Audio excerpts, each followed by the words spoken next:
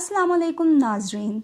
आज मोरखा 14 अगस्त 2022 जश्न आज़ादी के 75 साल पूरे होने पर पूरी कौम को जश्न आज़ादी मुबारक हो।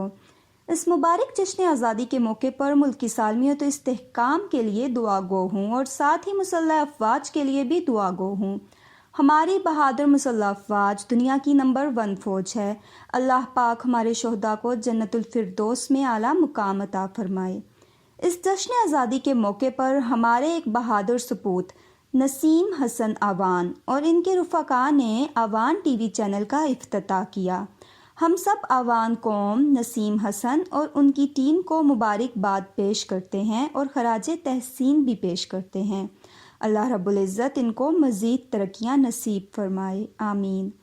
इन ख्यालात का इजहार साबिक नाज़िम यूनियन कौंसिल काकोट व चीफ ऑर्गेनाइज़र इदारा तहकीक आवान ने अपने आवान टीवी चैनल के आगाज़ पर मुबारकबाद के पैगाम में किया और उन्होंने मज़ीद कहा कि मैं अपने तमाम आवान रुफ़का और मलिक अज़ीज़ किंग ऑफ पंजाब का तहे दिल से मशकूर हूँ।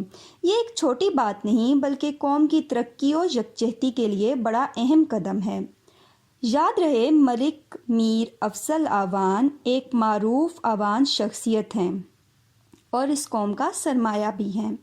इनके वालिद मोहतरम मलिक समंदर आवान ने एक तारीखी काम किया जिसको उन्होंने आगे बढ़ाया। उन्होंने आवान कबीले के पूरे हज़ारा डिवीज़न के शजरे अपने पास जमा किए जो इनके पास महफूज हैं।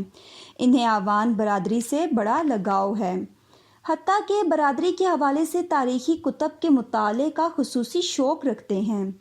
मलिक मीर अफसल आवान काकोट के साबिक नाज़िम भी रह चुके हैं। ज़ईफ़ुल उम्री के बावजूद आवान बरादरी की तकरीबात में बड़े जोश व जज्बे के साथ शरीक होते हैं।